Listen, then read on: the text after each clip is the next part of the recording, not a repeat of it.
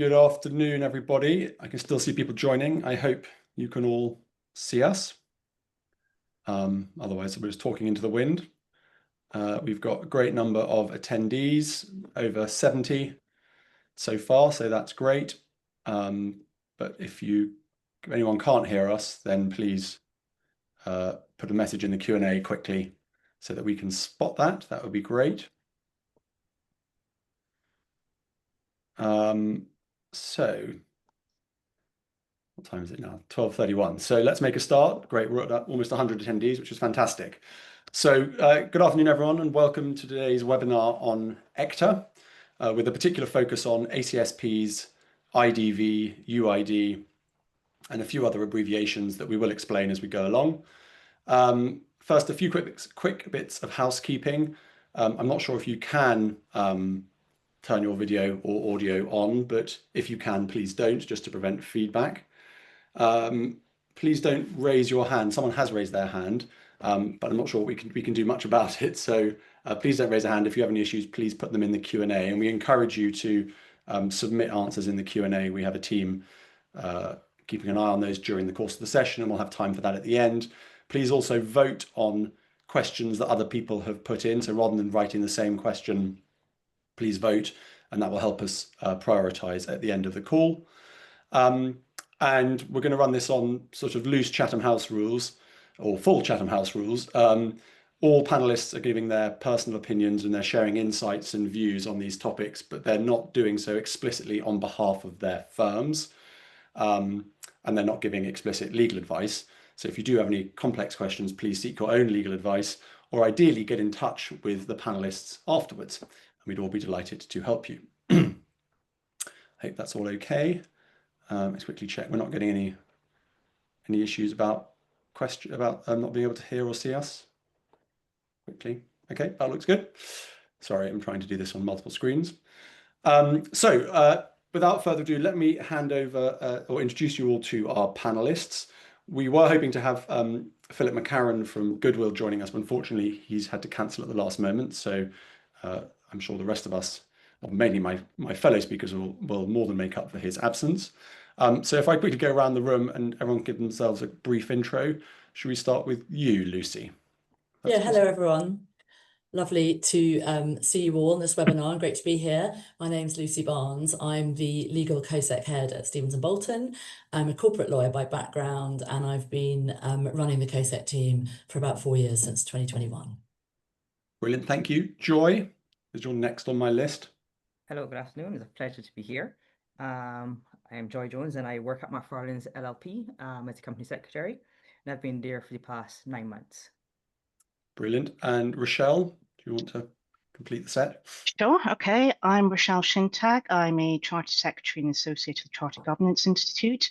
I have 14 years background in professional services and am now working independently as CoSec Champ, mostly servicing accountants with drafting transactional documents and technical guidance. Great, thank you. And I'm Ollie Stanley. I'm CEO of Kudocs. Kudocs is an entity management or CoSec software system. Our customers are either companies who use the system directly themselves or professional advisors who manage entity information and corporate transactions for their clients. Part of our system includes automatic electronic filing at Companies House. So we've been closely involved in watching the ECCTA changes from a legal perspective to ensure that our system remains compliant, and also from a functional perspective to ensure that the system remains extremely easy to use and bears as much of the sort of administrative burden as possible once these ECCTA changes come in. And just as a technical note, I know it will come up, but from a Kudocs perspective, we are an ACSP, an authorized corporate service provider, but that is just for the purposes of our Companies House filing service. We're not providing an IDV service, excuse me, which is one of the other reasons for being an ACSP. So I thought I'd just put that in there for completeness. Before we move on to the panel discussion, I thought it would help to have a quick give a quick overview on ECCTA. So hopefully you can all now see my screen. So as you'll all be aware, implementation of ECCTA, or the Economic Crime and Corporate Transparency Act 2023, to give it its full title, started last year with things like the registered email address, lawful purpose statement, etc. The next stage, which is coming down the track, is identity verification for individual directors, PSCs, LLP members, and certain individuals representing corporate stakeholders. This is an obligation that applies to UK entities and also to overseas entities with UK establishments. I have a slide here. There we go. You may know this already, but just to summarize, the IDV process as a whole has two stages to it. The first stage is the verification stage, which is when the individual proves their identity either directly through the company's house service or using an ACSP. And once they've done that, they will receive an 11-character unique ID, also known as the personal code. This IDV requirement, we'll come on to talk about different roles and different entities and what certain people have to do, but the IDV requirement is the same whatever role the individual has, and it only has to be done once per individual, hopefully in their lifetime. The second stage is the notification stage. So this is when the UID must then be submitted back to Companies House in the next relevant filing. This will enable Companies House to connect the UID, what we call the UID or the personal code, to the stakeholder in the Companies House database, whether this is for existing or new roles. Who needs to file when and how depends on the type of role and the type of entity. And it will require a separate filing for each role that an individual has. So for example, if I'm a director of 5 companies and a PSC in 3, I only need to complete identity verification once. I'll only get one UID that clues in the name, the unique ID.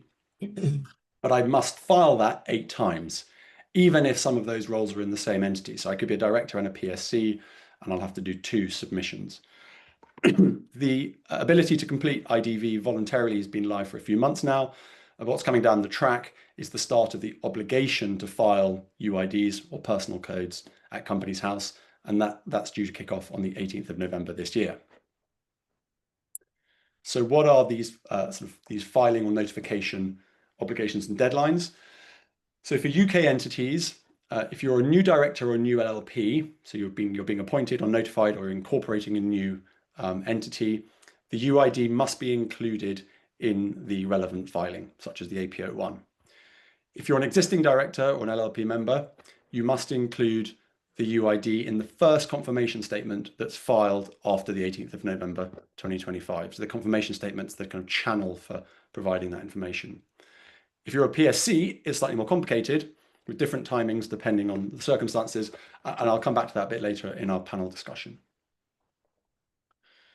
Just for completeness, overseas entities, so non-UK entities with UK establishments, a new director must include their UID when registering the establishment for the first time or on their appointment, and existing directors must include their UID by the next anniversary of the establishment's opening. So if you've got a UK establishment that opened in March 2020, then the deadline for existing directors to provide their UID to Companies House is March 2026, i.e. the first anniversary after this November. So practically speaking, this means that verification needs to be done in advance of these filing deadlines. You need to have done the verification in order to get the code, in order to send it to Companies House. So obviously, if someone has multiple roles in multiple entities, whichever comes first, whichever has the first filing deadline, sets the timing for that first verification step. I think I've got another slide. Yeah, just again, also for completeness, the obligation to include UIDs from the 18th of November does not apply currently for limited partnerships, nominated directors of corporate directors, corporate LLP members, or relevant officers of RLEs. And we await further details from Companies House on when this will become required and other practical requirements for how this data and this information is going to be submitted to Companies House. So the effect of these new requirements is pretty significant, both on the companies and their stakeholders, and also on their professional advisors, lawyers, accountants, company secretaries, etc., who are trying to ensure their compliance. And it's not something that can be ignored. After the 18th of November, so from a practical perspective, after the 18th of November, filings that require a UID to be included will be rejected by Companies House if that information is missing. So for example, you won't be able to incorporate a new entity without the relevant and necessary UIDs. It will just be rejected by Companies House. If a company decides just to not therefore bother filing documents where UID is required, the consequences are potentially severe. Both the individuals concerned and the company may be liable for criminal prosecution and a potential fine of up to £5,000. So let's say a company legally appoints a director, they run a board resolution, etc., but they fail to file an APO1 on time. That could have very serious consequences. And Companies House are also going to start putting notes on the register where someone's identity has not been verified. So I guess that's for existing directors, for example, where people don't submit confirmation statements or whatever within the deadline, including the UID. They'll start to put flags on the register so that you can see that. In the past, some companies may have been a bit lax with their filings, and particularly because the sanctions weren't very severe. However, under ECCTA, that's all changing. So it's extremely important that companies and their advisors understand the legal changes, as well as working out how to comply in a practical and manageable way. And hopefully that's what we're going to help with today, is not just the law, but also the practical side of it. A key element is the first step of completing IDV.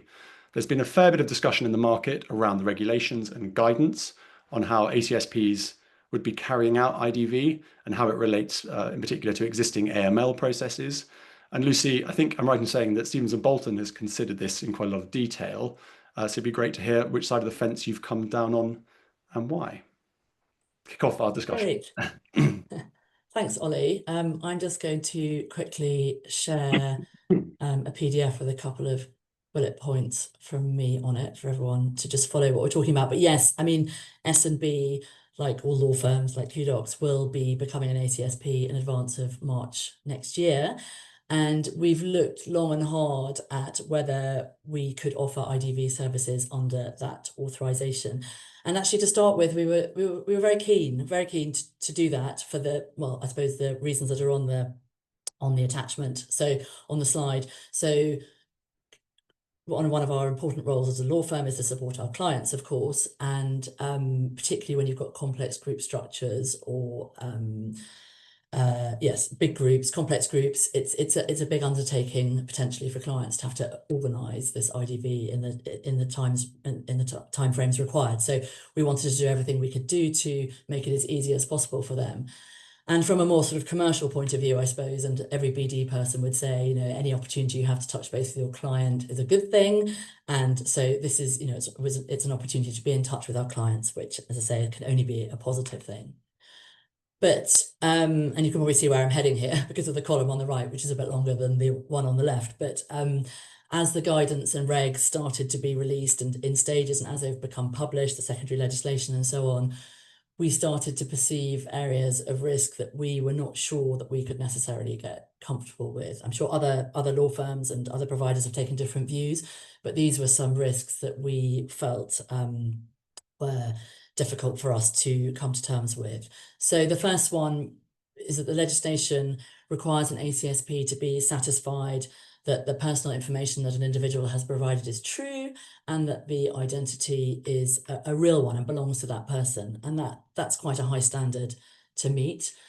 There are record-keeping requirements which are quite onerous. So if you are carrying out IDV, there's a requirement to keep records for 7 years. And that actually applies even if the IDV is not actually completed. So if you start it but don't complete it for whatever reason, you're still required to keep the records. And if you fail to do that as an ACSP, it's an offence by the firm, by the officers of the firm, and you could be subject to fines or potentially up to 2 years imprisonment. So again, quite hefty sanctions there. On the reporting obligations side of things, so we'll probably go into a bit more detail about the different ways that IDV is done, but there are various options, and one of being option 2, as described by Companies House, and that requires us at doing the IDV, if we spotted any anomalies or we thought perhaps that the passport being put forward was tampered with, we would have to then, we are obliged then to report that to, for example, the local embassy. And we would also be obliged, if we were doing it this way, to have additional training. So there's a cost, specialist training, a cost attached to that. Even if we were to use a facial recognition technology provider, which I'll talk a bit more about in a second, we would need to add details onto the, I suppose, the ACSP portal. So we would need to be doing some manual data input in relation to passport numbers and things like that. So another step to do. We obviously looked at outsourcing the actual checks to facial recognition technology providers in the market. And the first difficulty for us was that the legislation was drafted slightly different to the AML regs that are in place at the moment. So obviously it would be convenient if they had mirrored each other, because in the AML regs there's an express permission to rely on a third party to meet the compliance requirements. And so that's really helpful, but that wasn't certainly at early stages anyway, that wasn't in the secondary legislation. And so we were uncomfortable about sort of making that assumption, about making that leap.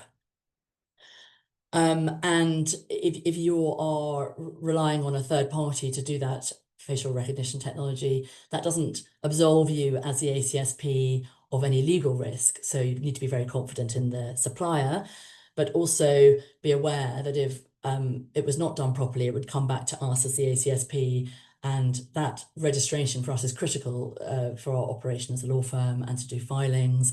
And so we wouldn't want to necessarily put that at risk. And Companies House does actually have the power to suspend the registration of ACSP if they have reasonable cause to believe that we are not acting in a fit and proper way. So risks there. Friends and family is just a little flag for something we'd come across. I heard someone mention, which I thought was quite interesting. It's probably easily covered off by policies and procedures and so on, but there is a slight potential risk that if we were doing IDV, that an employee might think, oh, I can do that conveniently for my friend who's a director of a company, and sort of carry out the process in a slightly individual capacity, whereas we, the firm, as the ACSP, would be taking on that risk. So that's something just to be aware of in the background. And so really, in conclusion, we thought, the risks that I've highlighted, the admin involved, we just ultimately came down, going back to Ollie's question at the beginning, which side of the fence are we? We came down on the fence that we would not be offering IDV services as a firm, and that we would point our clients towards one login, Companies House, and support them in doing their IDV that way. Great. Well, thank you. I think that's very clear and makes sense. I mean, obviously there is the one login to the process. I didn't cover it off, but the ways of completing the IDV process are obviously through the Companies House one login portal, or by using an ACSP to do that. And the one login process seems to be pretty good.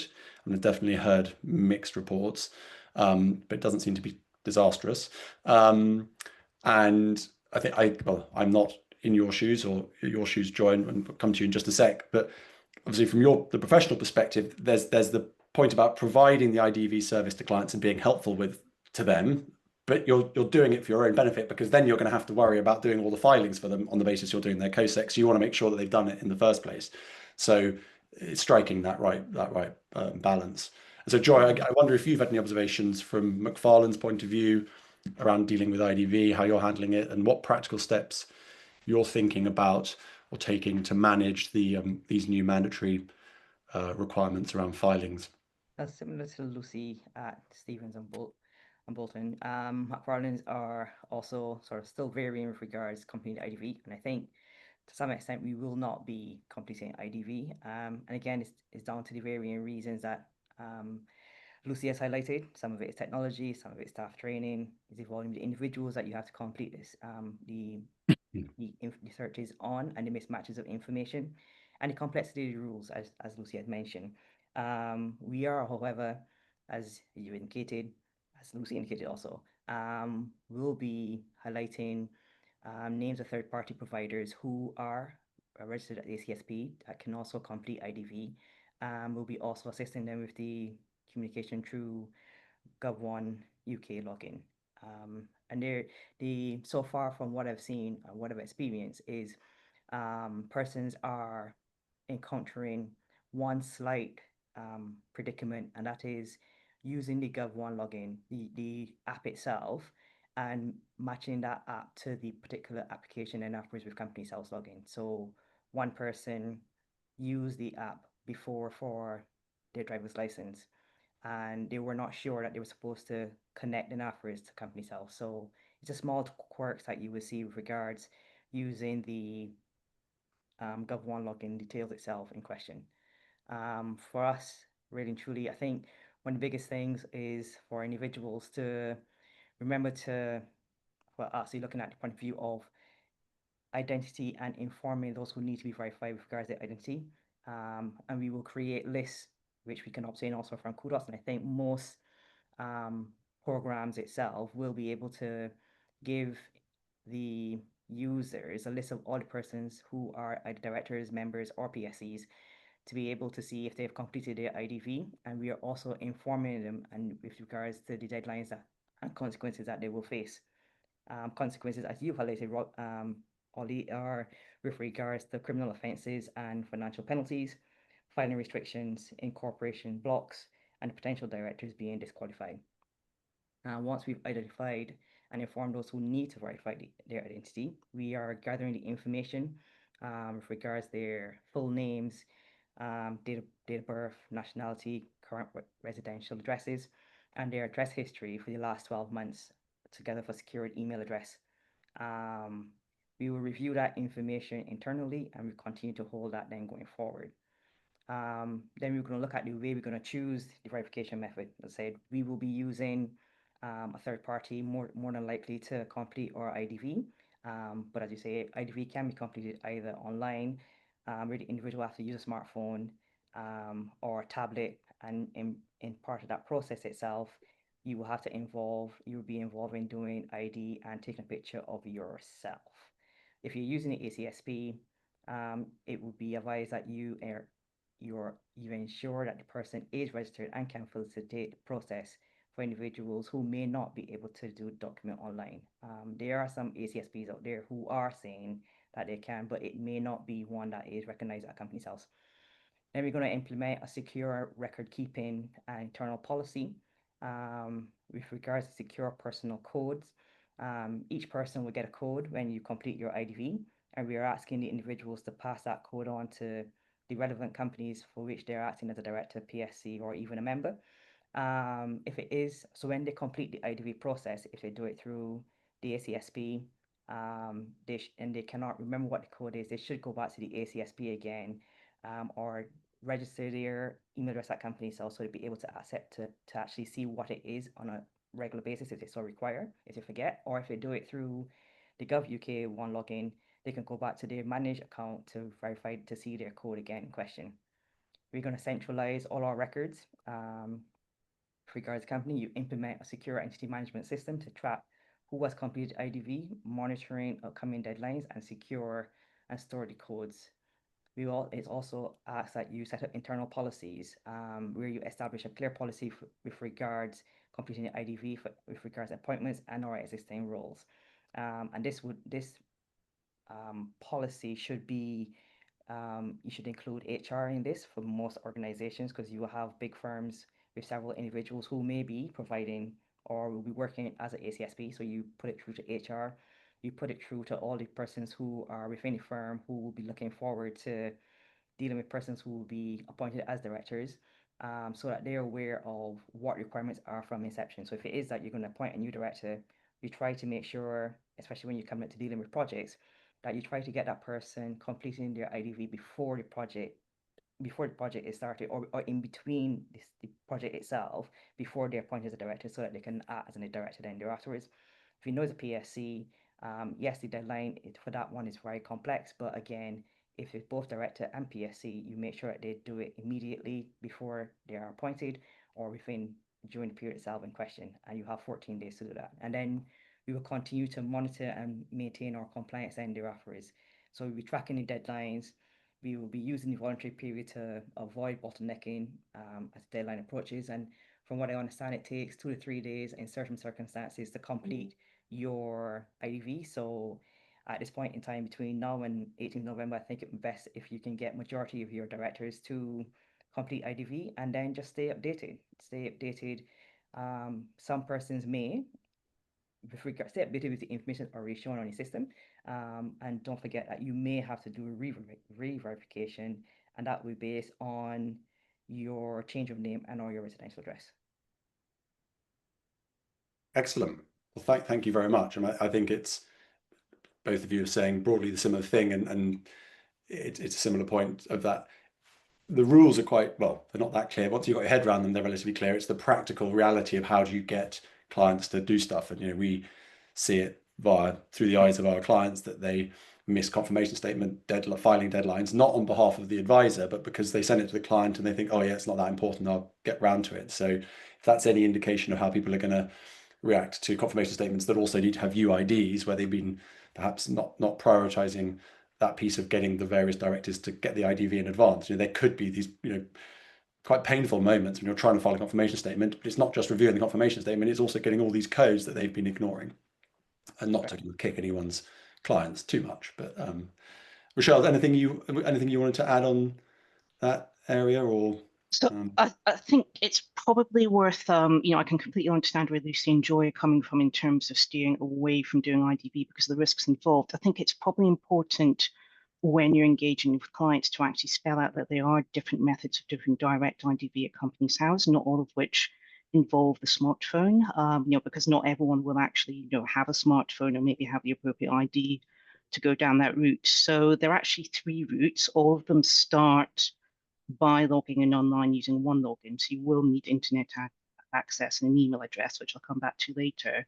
But once you've got past that point, it will try and steer you towards using a smartphone, but there are other options to explore. One of them is putting in certain details from your bank account, your national insurance number, and try and match it up with credit records. The other route, and this may be relevant for people with non-UK passports, is to actually go to a post office and have someone at the post office physically check your ID and then take a picture of you. I actually checked out this route directly, so I can confirm it works.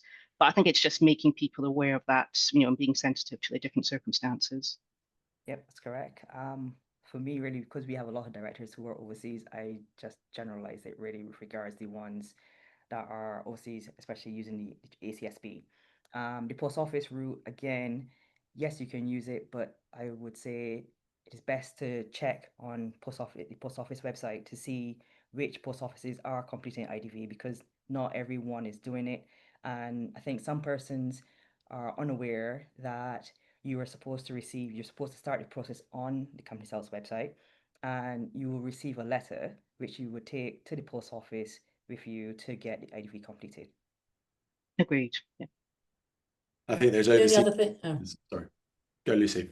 No, I was on a slightly different point. I was just going to recap on one thing that Joy said, which is that for us law firms who are obviously working, our CoSec teams working very much as part of the corporate teams, being organised is critical and planning ahead. I mean, everyone's alluded to that already, but trying to sort out some of the anomalies that may come up, if a director's been filed with the wrong date of birth or issues with maiden names and all that kind of stuff.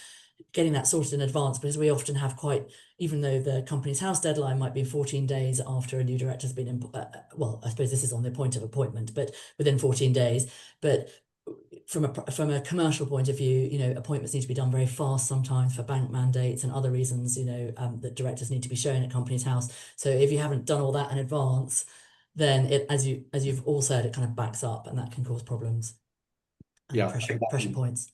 Yeah, and there are lots of potential little small trip ups, and I think once people start doing it, it becomes easier. But that the name point, there's the whole different names. So you ID verify with one name, but if you're registered as a director or PSC under a different name because you've got changed because of a typo or marriage or whatever it might be, then when you do the submission, you can say I am the same person as. But that's one of those things that you'd have to look at what the record at Companies House looks like to realize that actually it's not Lucy Barnes, it's Lucy Barnes Smith. So it's just organization, I think, is key. Great. One little thing that I was going to mention from a sort of software filer's perspective, because it's cropped up with a few of our clients, because we have a tool that people are already starting to upload the UIDs into our platform, is that this lovely code the Companies House gives you has 11 characters, but they helpfully drop 2 dashes in those characters. So actually it counts as 13. And then when you try and send that code back to Companies House, they'll reject it because they're only expecting 11 characters. So it's very, very, we have a clever way you can put the thing in with the dashes and the system will immediately remove them. But we have had some clients who'd have thought, I've mistyped it, and they've been deleting numbers off the front or the back, not realizing that the dashes are the offending character. So I That's a raised good tip. with our team at Companies House to say, Good to know. how can you generate a code that's got 13 characters, but it's expecting 11? Anyway, that's a sort of an anecdotal by the by. Great. Well, I hinted at PSCs, so I will give you a quick, if I can work out how to do it. Oh, where's it gone? Try and share my screen. There we go. So I thought just to, in the theme of, or continuing the theme of practical reality and whatnot, PSCs have slightly different rules compared to officers and LLP members, directors and LLP members. I've personally found this whole thing quite confusing and had various back and forth at Companies House trying to get clarity, but it does feel like it has now become clear. Maybe that's just to me, but it does seem that it's been a bit late in the day, this particular point about PSCs. I imagine quite a few of you may have seen the recent updates from Companies House about implementation, which includes this PSC, to my mind, the clarifications about the PSC filings. But just to recap for you, so when you add a new PSC, so that's on incorporation or notification of a new PSC, the UID can be provided as part of that filing, such as the INO1. And we would suggest that that's the preferred method of notification, as you were kind of discussing about the practicality of having your kind of checklist, getting everything ready before a transaction or whatever it might be. It seems sensible to get all that information together so that you can include the UID as part of the relevant filing. However, if you're unable to get the UID from the PSC at that moment in time, the PSC can opt for so you can miss it out of the filing, so it won't be rejected. But the PSC will then have 14 days from that original filing in which to file their UID. So there is a kind of escape route for PSCs. And if you do that, it's going to have to be via a new electronic filing method. So there's no paper filing. It will be a filing method that's supported by software systems like Kudocs, and Companies House are going to release with a great fanfare, I'm sure, the same tool via WebFiling on the 18th of November. But there is no way to do this by paper. So if you're appointing a new PSC, you can either include the UID as part of the appointment filing, or you go and file it within 14 days separately as a sort of standalone filing. Well, it's not even really a filing; it's a kind of it's a new method that Companies House have created. For existing PSCs, i.e. those who are already PSCs as of the 18th of November this year, they can only file their UID to Companies House via software filing routes, such as Kudocs or via WebFiling. Unlike directors, they cannot submit their UID as part of the confirmation statement filing. That seems a bit complicated, but the advantage is at least there's only one way to do it. So unlike in corporations where you could do it one or two ways, at least there's only one way. What's slightly less simple is working out what the deadlines are, and there are two possibilities. The first is where the PSC is also a director of the company, and I'm assuming where the PSC is also an LLP member. I haven't seen that explicitly, but I think that must be right. The PSC must file their UID within 14 days of the confirmation statement. So the company files, well, they have the confirmation statement, and then the company or the LLP is obliged to submit the PSC UID within 14 days. So this effectively aligns the 14-day UID deadline with the confirmation statement filing deadline, because obviously you've got the confirmation statement date and then you have 14 days to file it. So there's some logic in it, but that's what happens. So you've got a PSC who's also a director, you file it through this new online only route, and you have 14 days from the confirmation statement to do so. However, where the PSC is not a director of the company or not also a LLP member, they must file their UID within 14 days of the start of their birth month. And that's irrespective of the confirmation statement. So you can have a scenario where a company's confirmation statement is not due until, say, like June 2027, and you've got someone who's just a PSC in that company, and their birthday is in February, and so therefore they need to submit their UID by the 14th of February next year, even though the confirmation statement deadline hasn't come around. Okay, so just to recap, new PSCs can file their unique ID as part of the associated company's house filing, but they don't have to. They can file it up to 14 days later via the new electronic standalone process.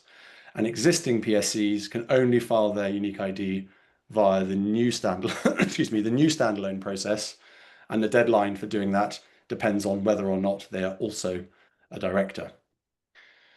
And just on sanctions, I believe that when a PSC fails to comply, they're going to be personally liable rather than the company and its directors being liable, which is the case with directors. And this is, I think, kind of relatively sensibly, because the law appreciates that a company can't necessarily, a PSC is a statement of fact rather than an appointment. So it can't, if someone happens to be a PSC by fact, it's a bit unfair to punish the company if that PSC doesn't adhere to its obligations as regards IDV. But there are sanctions, but they'll stick to the PSC. I hope that's clear. Do I have another slide? I don't think I do. No, I don't, sorry. So I hope that's clear. Probably, to my mind, helps writing it down and having that as a crib sheet for the first few months while everyone gets used to it. And I think that while these rules are going to be clear once you've got your head around them, going back to sort of the theme of today, the practical management of these various deadlines and the various different methods could be a bit more of a minefield for those practitioners in the field. We're sort of all right as a tech system because we can adjust the tech to make the filings all easy and generate reports that make it easy for our users to spot who needs to do what by when. But for those of you who need to actually manage and corral your clients and their PSCs, I think this has the potential to be quite painful. Hopefully not going over too much old ground, but just throwing it out to my co-panelist, what are you doing, or what have you thought of doing practically to start getting this information from your clients and their PSCs ahead of time, particularly this birth month point, which is, Well, anyone have any thoughts on that?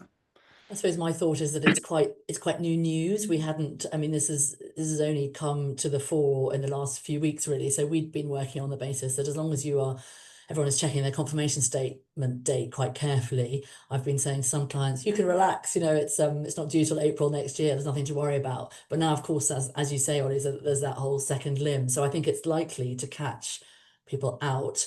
And I think we have to just advise our clients that it's now a sort of double check your confirmation statement, check your PSCs and their date of birth. And I was looking at one this morning and I had a near panic when I saw that his date of birth was November. And then I felt relieved because I realized actually in practice, it's only December birthdays that are really going to count because it's the full month, given that we're only starting on the 18th of November. So we're really looking at PSCs who have a date of birth, non-director PSCs who have a date of birth as of December that we've got to get a riddle on with quickly.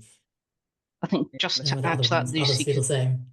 Yeah, so I think just to add to that, Lucy, because I think it relates back to a point you raised earlier about actually checking that the dates of birth that people have for registered companies' house are correct. One common error that I've seen in the field is people swapping the date and the month element the wrong way around, to say using American dating. So I think it's absolutely crucial to go back and check that it actually matches, that what's at company's house actually matches the correct date. Because the last thing you want to do is think that you've got a PSC who needs to file in 1 month that turns out that they need to file in another month, or they fail IDV on that basis. Yeah, I mean, very good point. Also in that scenario, when if they haven't done that, when you start submitting the UIDs back to company's house are going to be using names and date of births as a kind of a check. So if you say, oh, I'm Ollie Stanley and I've got, what I can do, 0102, whatever the year, and then another one is 0201 because of that, your point, Rachelle, then they'll say we're not the same person. So then you'll start getting rejected filings, as well as your point about actually working out what the deadlines are. So yeah, sorry, Joy, you one of the big things, like for me, I have a lot of companies who have RLEs in place, not PSCs, which are individuals. So I think we're still waiting and seeing what companies tell us the same with regard to RLEs. But as far as they've said so far, it will be you have to appoint an officer who will represent the RLE itself, and that officer will have to complete IDVs. But we're just waiting to see when that comes into play, how that will work then afterwards. Yeah. I've just seen, I shouldn't be doing, but I had a quick look at the questions. But one question that we could probably answer here is how the 14 days is going to work in November.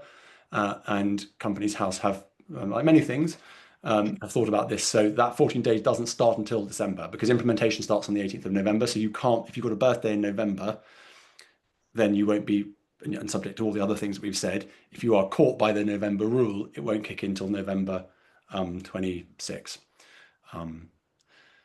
Great. Any other thoughts on that before we move on to the next little section? No? Cool. So we've been looking at IDV, ECCTA, UID. I can't think of many more abbreviations, but I probably will do in a sec. The Companies House has also announced changes coming in pretty soon that affect how you can access web filing and the use of one login. Obviously, and excuse the slight plug here, that's not an issue for something like Kudocs because we do all the filings for you. So our clients very rarely, if at all, have to go to web filing. But it does impact people who aren't yet Kudocs customers. And Rachelle, I was wondering if you had some thoughts on these changes with logins. Sure. Yeah. Sure, absolutely. So I think, as you pointed out, I mean, Kudocs, for the most part, overlaps with web filing, but it's a useful jumping off point to talk about one login and email address, because I think there's a lot of confusion about this, and also about the general direction of travel for actually making filings at Companies House. So I'm just going to share a quick slide I put together. Hopefully that's visible. So yeah, so I'm not going to talk through the whole thing, so don't worry, but I will leave it on screen because I just think it's useful as a reference point. So the Companies House announcement relates to web filing. Now, these three methods here, the Companies House account, web filing, upload documents, or what I'm going to call the direct methods, and that you do it directly with Companies House rather than via Kudocs. Web filing is the oldest system. The Companies House account is a relatively new system that you access via the search function. Companies House has been loading a lot of functionality onto this recently, especially with IDV, and it could be that at some point they'll be merging web filing with this, but that's just speculation on my part. That's not official.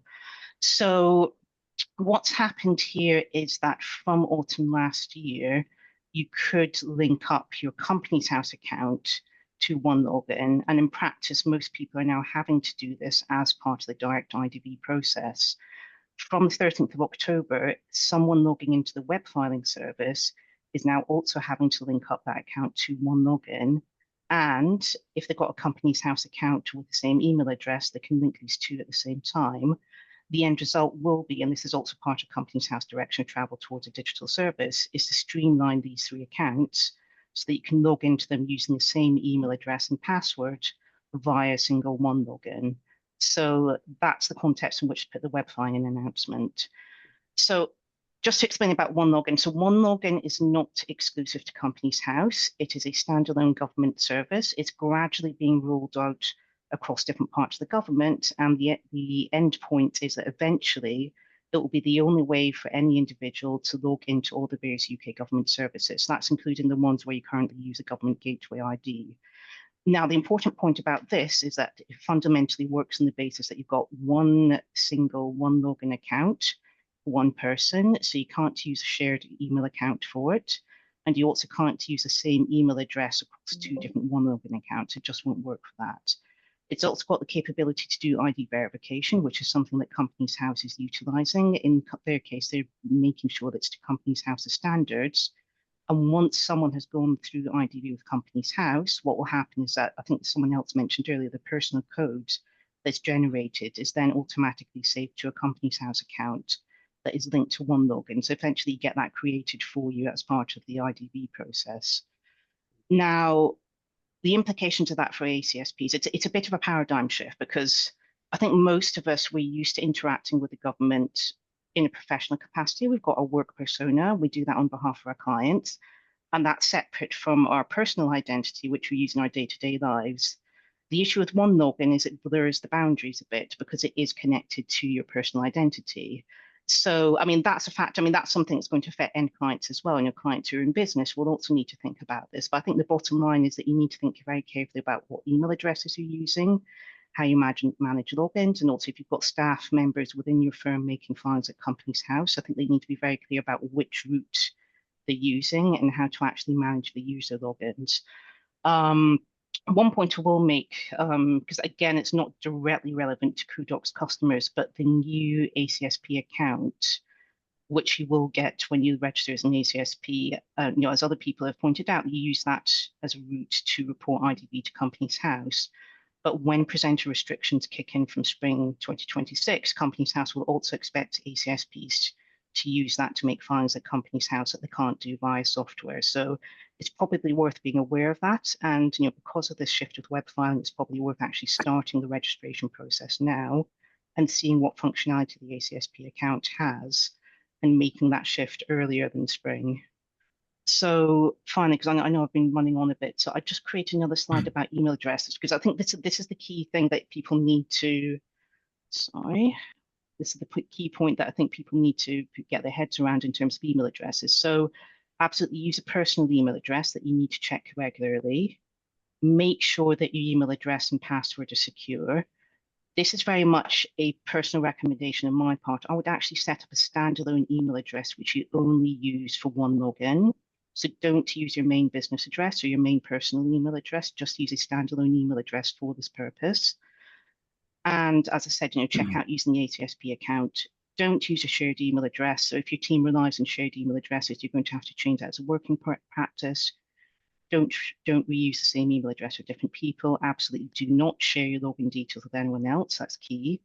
And then the final thing is, because you're using the same one login account and personal code, regardless of how many companies you're appointed to, or if you leave one company and you go to work for another company, don't use an email address that's linked to a specific company, because the problem is if you lose access to that email address, you then lose access to that account.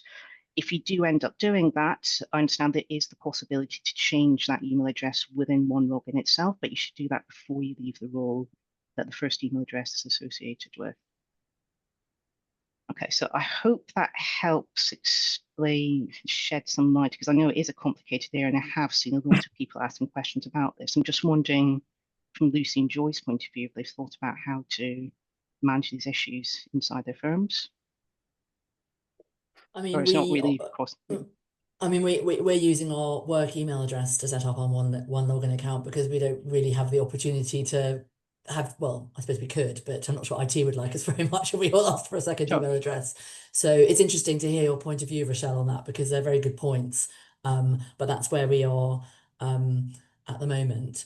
And the other side of it, I suppose, is I'm a bit nervous about October the 13th, because there's, even though we've set up, lots of us have set up our one logins already, we can't connect to WebFiling yet, seemingly, unless anyone else has spotted how to do that. And it would be really nice to know that you've done that connection before you've got all those urgent filings on the 13th of October, and know that you're comfortable that the tech and the software all work from the government point of view, but not much we can do about that. The only query that was raised with the Gov1 login was that of the lender authentication code for submission of charges and how that would work. Because currently you still use you can log in to WebFiling, but it throws you back out into the old WebFiling situation where you have to then log in again to put in the lender authentication code. So I was asked about how would the one login work with the lender authentication code. And from what we've gained, it seems as if we're still going to go back to the same situation where you submit charges through WebFiling and not through the Gov1 login. Is this using the lender's authentication code? Or is this using the company? Lender's authentication code for charges, yeah. Right, okay. Yeah, it's a good point. Yeah. You get I think the verification code, then a PIN, which would be in respect to the particular company itself. So Macfarlanes will have its own lender code. So you can submit for any company itself, any charge in question. So once you have company number, you put in your PIN and your verification code, and you can then submit a charge. So if you're WebFiling documents, you put in the company number and the authentication code. So for the lender authentication code itself, you go back still to the old WebFiling situation, but not necessarily go through one login. Interesting, because I mean, I think I was putting part of the point of this, as I've said, from spring 2026, part of the point of ECCTA is that Companies House wants to, first of all, they want to restrict who can be a presenter in terms of what their relationship to the companies that they're filing for, but they also want to know exactly who is making each filing for each company, which is why they're saying you need to, if you're an individual presenter, you need to be IDV'd or you go by the ACSP account. So I'm just wondering, based on that, if it's actually building a solution for the lender authentication code route. They may. Yeah, that's a bit of an unanswered. They may be more than likely, because I can't see how you can leave that aspect out, especially when when you look at WebFiling and you go in and you say you want to use your Linux authentication code and you select that, it takes you back to WebFiling. So I'm not quite sure how they're going to work that one out, and if they Yeah. develop it slowly but surely and integrate it into the system itself. Okay. Great. Well, time sadly marches on, and I think we've got a few questions, which is great. Just one thing on the one login. Am I right that it also you need to use the MFA, two-factor authentication, on your phone as well? So You do, yes. that's also, again, just thinking about firms that have policies around home devices, personal email addresses. So there's all sorts of I'm sure fun and games that might be found trying to connect accounts, particularly when people move firms, whether you're an outsourced or your in-house function. So yeah, well, thank you for that, Rachelle. That's extremely helpful. So we've got a few questions, which is great. And I'm just going to rattle through a few of some of them, and if I can answer them, and please panel jump in if I'm answering it incorrectly. So quickly, for minors using one login, I'm unaware of there being any issue with age. So if you've got a minor who's a PSC or a director, but I don't think, I think one link, a passport's a passport. I We've think, come across that as a, yeah. So hopefully, I think minors, that's no problem with minors, with an O, not an E. Then quite a few questions on IDV. So we've been asked around clients who are South African, so their passports don't have biometric chips, and I think, is it India as well? I've seen it. Does anyone have any thoughts on? I mean, I know you're not doing it, but have you heard in the market about how that IDV process might work? Those persons are going to the ACSPs, and the ACSPs that are registered to complete IDV, they seem to have a wider range of documents that you can use for those individuals that don't have biometric passports. So it may be best to speak to an ACSP who can provide such services then thereafterwards. Yeah, I'm sure there are some software solutions out there that might help, particularly if that individual is not in the country, so they can't come and yeah. Great, thank you. There was some information about persons having to go to the particular embassies of the jurisdiction to assist with that, but I'm not quite sure how they will work with those circumstances itself. Okay, great. We've then got a few questions sort of similar around one very quick question. Someone's asked, is it correct that Companies House are planning to email companies to inform them who needs to verify their identity? I think they've started, haven't they? Is it generic? I haven't. I've got various roles in various companies, but I haven't been paying attention. I've got email blindness, but I don't remember getting anything saying you are a director, you need to do it. Maybe. No. I think they're using the registered email addresses to inform companies of the IDV and the changes that are happening in the law with ECCTA. And it is the person then thereafter is in that email who would then inform or contact their particular agents. Yeah, it's not giving you a list of these are all the people. So that, so that's the answer to that, is the obligation is on the company to work it out, I think, essentially. And then just anything else I can ask quickly. So we've had a couple of questions about, there's one question I'll answer directly from a client about what Kudocs is doing about incorporation. Don't worry, it will all work perfectly from the 18th of November is the short answer. But we've had a question about re-verification on change of name and change of residential address. It depends on the information that you provide to Companies House. And if it is that you change your name also on the documentation that you may have, they may ask you to complete it. It's not necessarily a certainty, but they may ask you to re-verify again. Yeah, you're nodding, Lucy. Anything? Yeah, no, I'm thinking the same thing, that Companies House has the right to ask for re-verification if it wants to, for whatever reason. But who knows how they can exercise that right at this point in time. Yeah, and I think we mentioned that when you've got people who've got roles already at Companies House with an old name or former name, when you submit that, you upload your UID for the first time as well as the code and a verification statement, there is the option to say I am the same person as ... and then Companies House don't automatically, but that at least gives them the context to put the two people together. So that's that.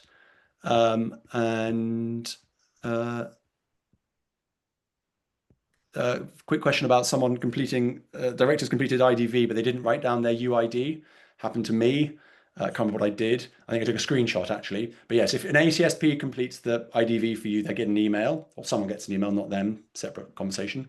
But if you do it through one login yourself, it just pops up on screen. But I think the correct answer is you can log back into one login through your and you can access that code. If you do it through an ACSP, you can contact the ACSP because they would have also used your email address at company's house.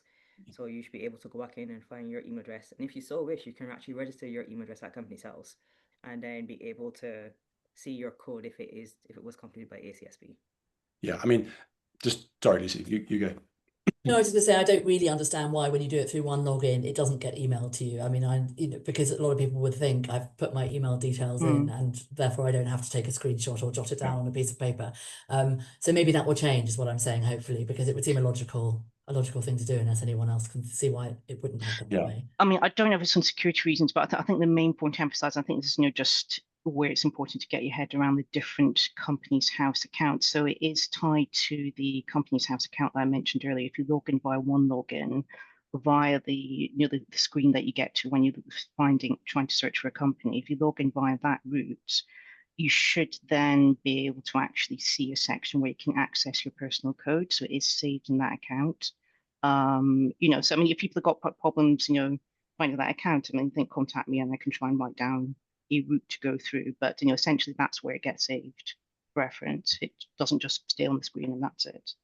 Yeah, so yeah, absolutely. It doesn't get sent to you and in the instant, which is, seems a bit odd. But similarly, if you go through the ACSP route, the ACSP is required to put in an email address that has to be unique. So, if you're, IDV at CoSecServices.com and you're doing this big ACSP service, you can't get all these emails coming to you. The company's house will check that those UIDs are only sent to one email address. So you outsource it to an ACSP, but then that ACSP is still reliant on their client getting an email from company's house, which they don't ignore, to then send that code back to the ACSP, which also seems a bit strange. Is the PSC is also a director. Is it correct they need to submit an additional IDV separately from the confirmation statement? Yes, that's correct. That's the point about the director UID goes through the confirmation statement. The PSC UID goes through this new separate electronic filing route. Then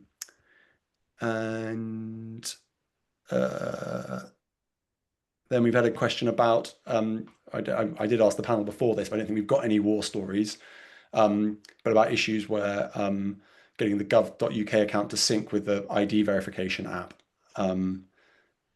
Rachelle, go. Yeah, so I did actually sit on a Teams call with someone walking through this process, and they did exactly the same thing. They started the process on a laptop and then switched to a mobile. So from memory, what happened was I think they had a version of the app installed on their phone already, and the way they had to resolve this was by deleting that app from their phone completely and then going through the process on the laptop and only downloading the app back onto their phone at the point in the process where it actually asked you to do that. So there's a QR code on the screen, which you held your phone up to download the app, and then you could carry on from there. So in that case, that seemed to resolve the issue. I can't guarantee that would work in every single case, but it's worth a shot. Yeah, and I did my verification a couple of months ago, and when we were doing it yesterday with someone here, the app had changed. I don't know whether the app has changed or just the branding, which I like. It's very nice branding, but I don't know whether that could cause a problem, as you say, Rachelle, if you've downloaded the app a while back and actually it's a different app that they're now using. I'm not entirely sure.